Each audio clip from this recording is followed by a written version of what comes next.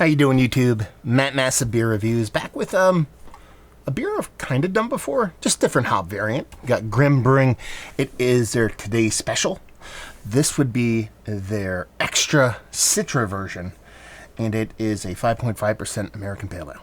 Yeah, I did the Amarillo version, had to be within the past year or so. I'm trying to think of where I got it from. I don't know if I bought it. It probably came from Kyle from Brooklyn, or maybe by Buddy Keith. Not sure, but I saw this actually on a shelf today when I was out and about running some chores, and I figured I'd pick it up. We'll see what's what. I enjoyed the Amarillo version. It wasn't like the best thing I ever had in my life, but it was quite a nice beer. And honestly, Grimm has quickly become one of my favorite kind of low ABV hop forward breweries. From their West Coast leaning style stuff to this hazy kind of pale stuff, they've been really knocking some stuff out of the park. So I'm excited to give this a whirl. Label wise, that's what Grimm does. I'm cool with it. Beer wise, a vibrant yellow core to it. It's just vibrant. Looks like summer. Let's put it that way. Pinky finger, neurotic kind of top to the creamy head that has these pretty uniform bubbles throughout. Just barely north of being white on white kind of head.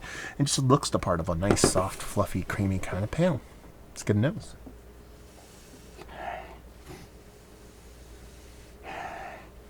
That smells beautiful. I mean, you're talking about a 5.5% pale ale. You're not talking about the biggest beer in the history of mankind. But what I'm getting here is like almost like a slightly lemon-dosed citrus component that's not overly bittering, not overly pithy. There's a nice kind of grassy, light grassy component, not like heavily unkept lawny, very much kind of a very kind of golf coursey kind of grassy, kind of clean grass kind of smell to it. And there's just this brightness about the beer. You're talking about a 5.5% vibrant yellow pale ale.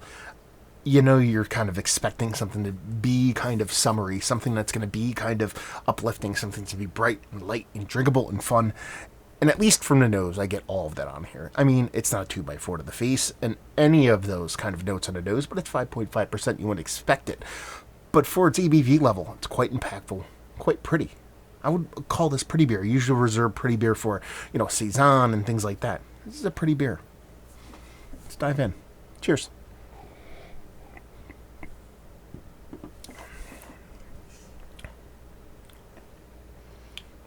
That's fucking delicious. That's a really good beer. Wow. Okay. Man, mouthfeel here is that soft, fluffy creaminess, but not water nerdiness. So there's a bit of an edge to it. It's not that super neutral kind of water kind of mouthfeel thing with this softness. There is a bit of hardness to it. Combine that with that grassy thing that brings in this decent kind of bittering. The bittering is weed-like, not overly crazy, kind of beester weedy level kind of greenness, but it marries really well with that kind of grassiness with a little bit of pulling, unkept, lawny weediness. Kind of graduates to that in the actual taste. That citrus portion of the show definitely has that little bit of lemon orange, lemon grapefruit, lemon pineapple kind of combination going on. There's just a vibrance and a lightness and a bit of a hit, a crank on the wheel as far as the level of the citrus that's coming out here with the ABV level in mind that just makes me love this beer. I mean, the mouthfeel to the bittering side of things to the hop side of things. This is really, really, really tasty stuff. Drinks way above its weight class. This drink's more like what a lot of people produce at the 6.5%, 7% level, but in a 5.5% package.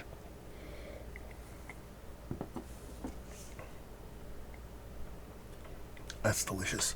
Today is I'll get you guys a date, the 17th of, it's called April, and this was canned on the 11th of March. So you're talking about just over a month old, and it's still very vibrant, very drinkable, very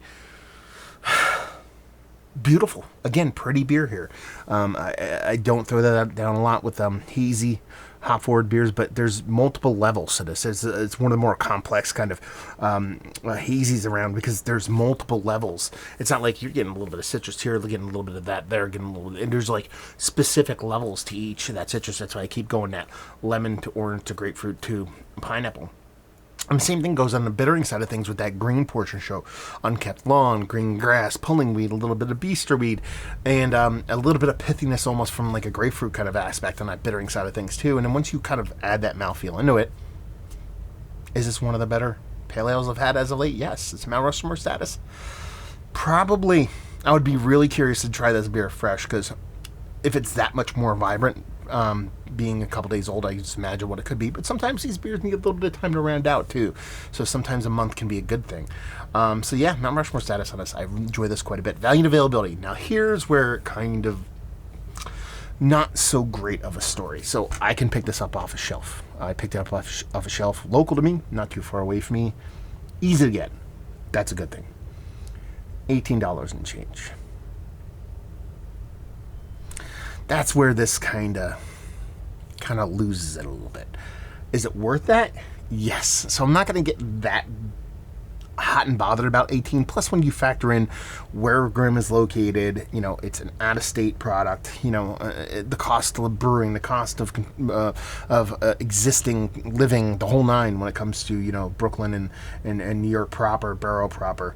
You can understand why some of these price points can be a little bit high on this. It's not like a brewery out in the sticks, kind of like, not to pick on Equilibrium, but their 5.5% pale ale will probably be more like $30 to $32, or $20 to $22, I'm sorry, for a 5.5% beer. Maybe a little bit lower, like 19. It would be more expensive than this, and they're in a very low-cost version of New York.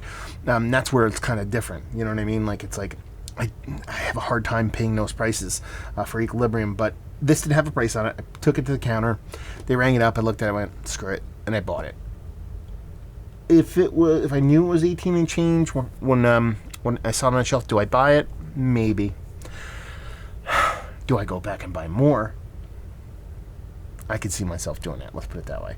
And leave you with, if you like what we like this. If you just like well done, really well done. Citra-based pale ales. I mean, this is about as best as you're going to get. Like I said, I'm curious to see what it tasted like fresh. We'll never know, because next batch could probably be different. But it's very tasty stuff. Very just well-made stuff, and kind of what Grimm does nowadays, which is make excellent, well-made beers across the board. Whether it be mixed firm stuff to these little hazies, I'm a fan. So if you like good beer, you'll like this. So there you go. Reviewing the books. Hopefully you guys enjoyed it. Down there if you want to talk about it. Massive Beers if you want to check me out doing the social media stuff. Beer Massif if you want to check me out doing a whole podcasting thing. And hopefully you guys enjoyed the review. Hopefully you're enjoying a little bit of Grimm right now. Hopefully see you next time. Cheers.